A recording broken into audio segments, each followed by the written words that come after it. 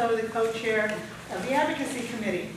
NAMC, for those of you that aren't aware, what we focus on is working with the entire nonprofit sector, helping to facilitate advocacy. We have programs, workshops, we have a recognition event coming up later this year. Much more information about that. But what's exciting about NAMC right now is we are at a point of transition. The core leaders and our committee members, along with lots of feedback from many of the organizations, including some of you here, have just shifted our focus, and we have a new mission statement that I'd like to, I don't have it memorized yet. So NAMC's mission is to optimize the collective power of nonprofits for the benefit of Monterey County communities. NAMC advocates for the nonprofit industry through education, convening, and acting as an information hub. That's a shift for us. We need your input. Are you anyone that is interested in helping us as we frame what this means moving forward? We would love to have you, hear from you, and be an active member of one of our planning committees and working committees, which includes advocacy, the diversity and social equity committee, and our event committee, our three big, and membership. Yes. So there are lots of opportunities. We have events coming up. There's a green sheet over here that are some important workshops, summer mixer. One of the other things that is in process is that Sue Harris, who's been leading and supporting this organization for the last 13 years, is moving on to what's next in a more full-time basis, and our July celebrating Sue as she moves into her next role. We will be looking for a new interim person, and that job announcement should be out soon. So, save the date, September 13th, for the recognition event. Nominations are open June 1st. The mixer, and May 31st will be a brown bag workshop focused on the media and working with messaging for volunteer recruitment. And that's for the Volunteer Association. Okay, just a little housekeeping. Restrooms are down the hall and actually out the back door and down around the corner, just in case if you want to be quiet as you escape. Coffee, bagels, your mid-morning snack, please help yourself. There's plenty there. And I think we have an exciting morning planned for us. And this is something that the Advocacy Committee works on every year, is a legislative update. We're active with making sure the census is out, that that everyone is counted as that comes up next year. Our other projects certainly are getting the vote out for our upcoming election. So we are a busy group. But today we are here to hear from our leaders, and from the state level and from our supervisors level. And with that, I'd like to introduce Natalia Molina, who is also the co-chair of the Advocacy Committee, who will moderate today. Good morning, everyone. Good morning. Thank you so much, Tish, for that warm welcome.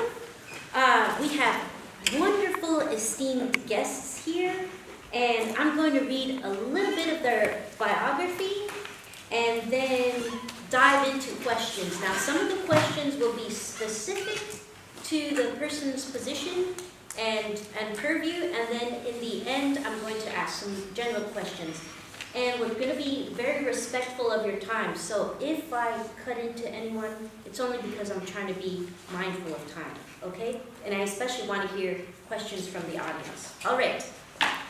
Senator Anna Caballero. Anna Caballero was elected in November 2018 to the California State Senate to represent the 12th Senate District. Anna has a 30-year legacy of public service in her community.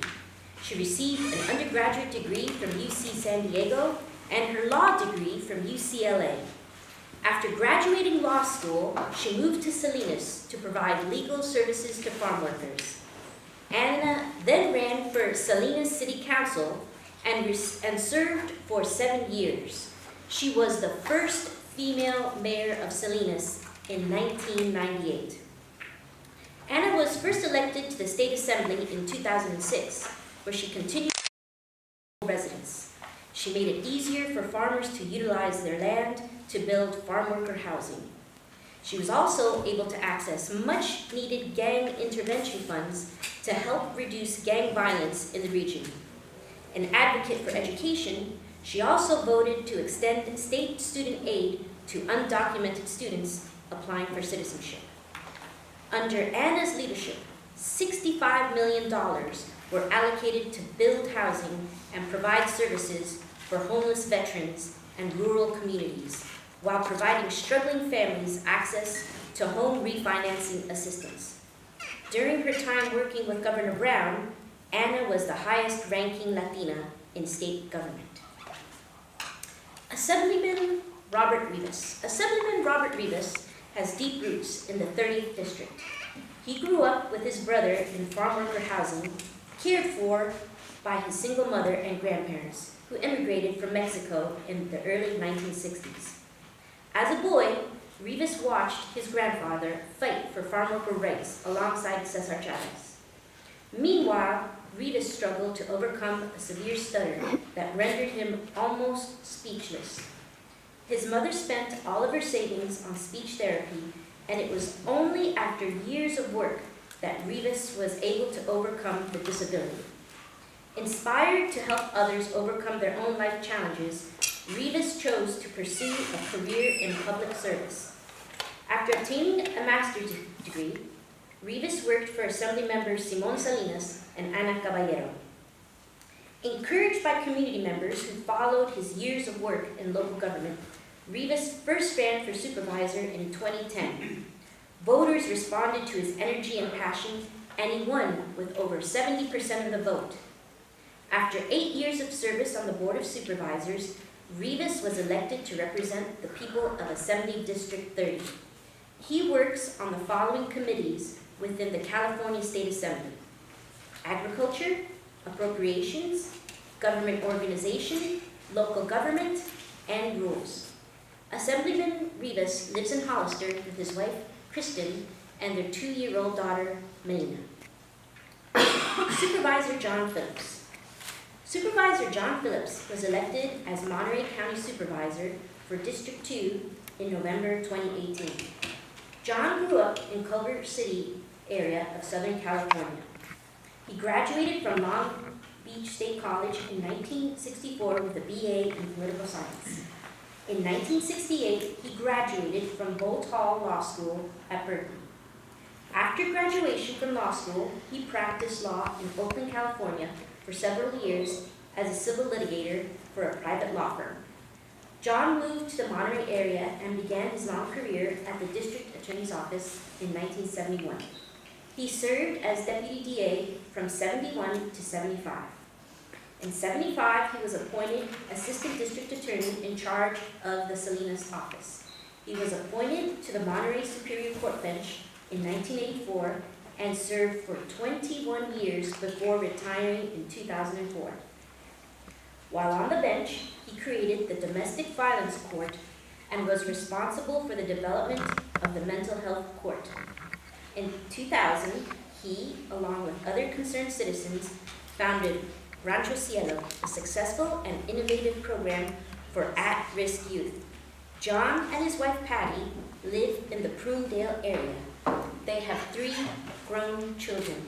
Let's give a warm applause to our esteemed guests.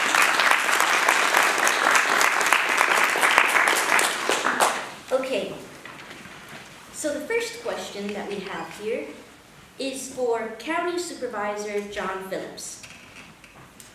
A projected budget deficit next year may impact the Sheriff's and Health and Social Services departments the hardest.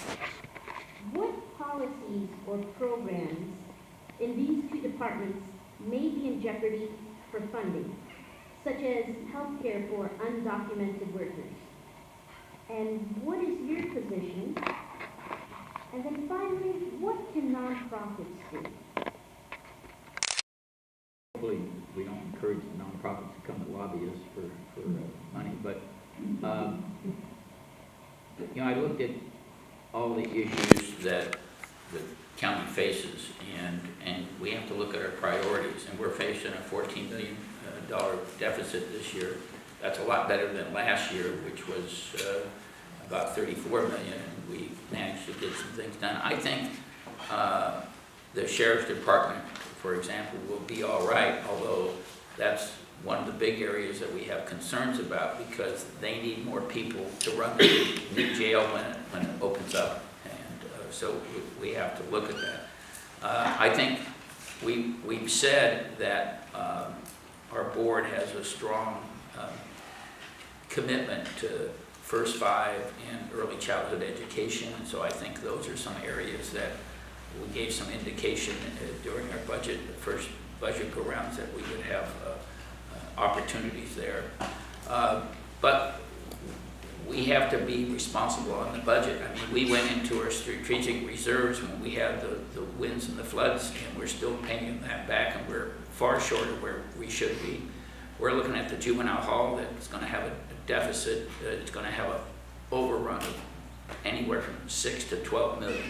We're looking at the lakes, that we need to put some money into the lakes to keep the infrastructure going there. So it's a tough budget year, but I think we're in a lot better shape from making sure we get the services to the priorities that our board sees a lot better this year than we were last year.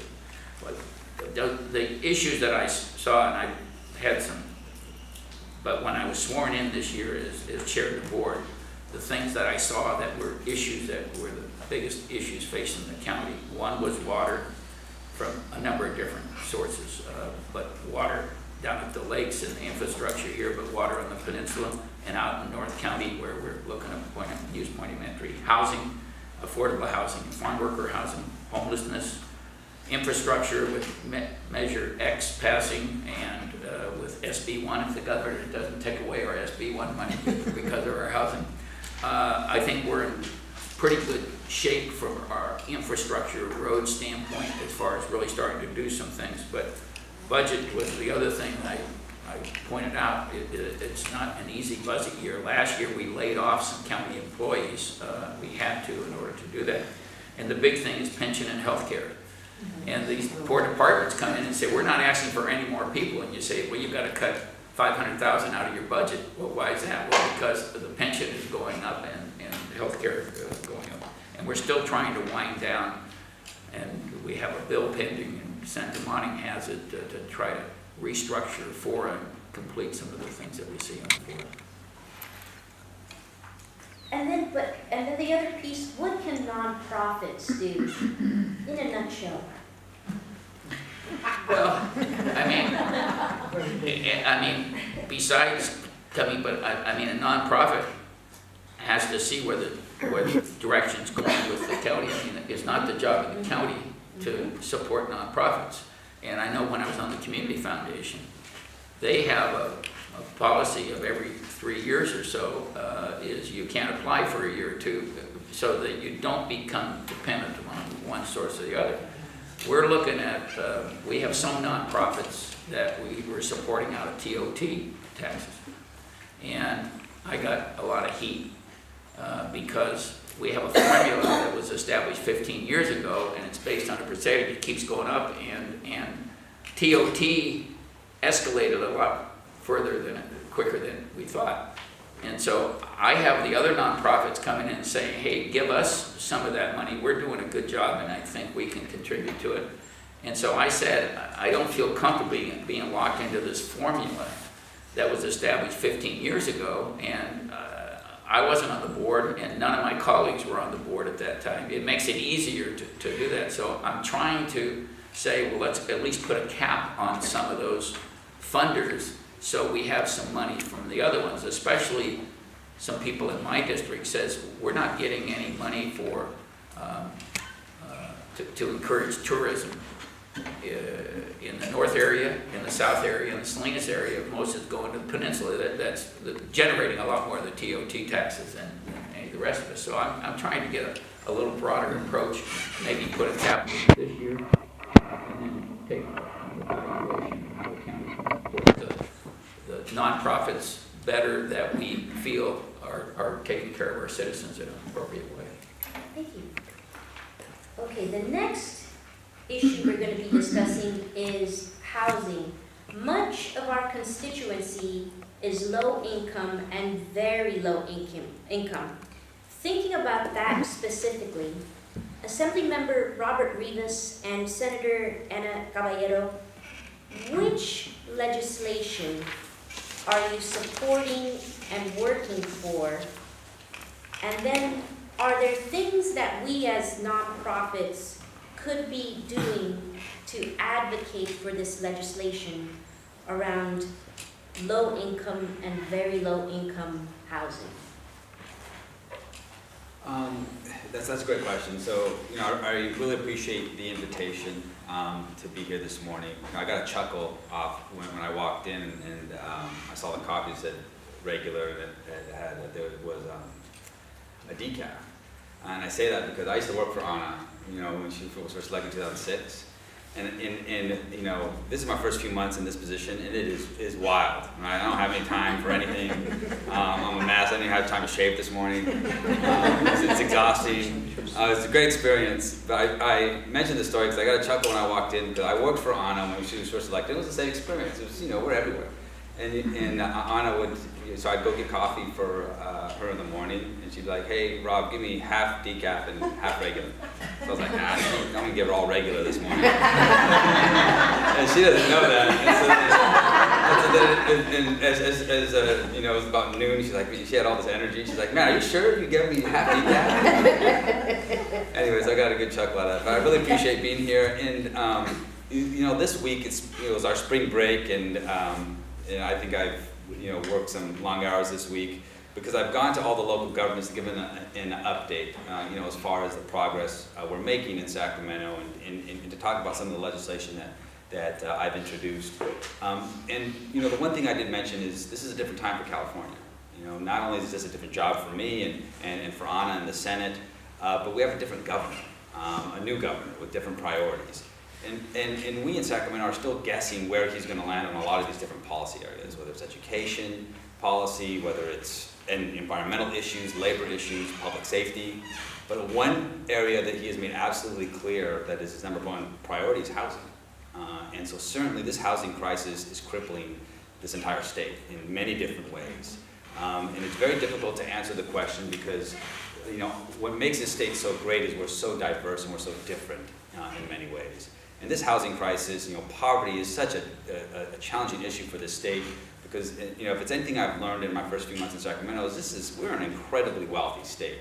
Our reserves that we have in this state are larger than the general operating budget of more than 30 states in this country. But we know that the reserve we have will go in an instant because of the demands and the commitments that we have made as a state. And I say that because even though we have this incredible amount of wealth, we also lead the country in our rate of poverty in California, which is driven by this lack of affordability when it comes to housing. And we could talk about low income, and that's why I don't like to talk about affordable housing, and I like to refer to it as housing affordability. I often talk about my experience when I was campaigning for Assembly, where I had to work 3 jobs. I was a county supervisor, I got paid on a part-time salary in San Benito. I worked in education. I taught in the evening at a college.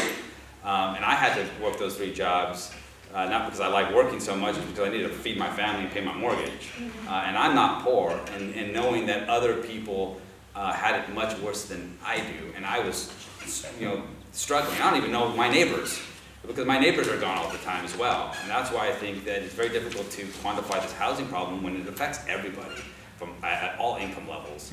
And so certainly when we look at all the legislation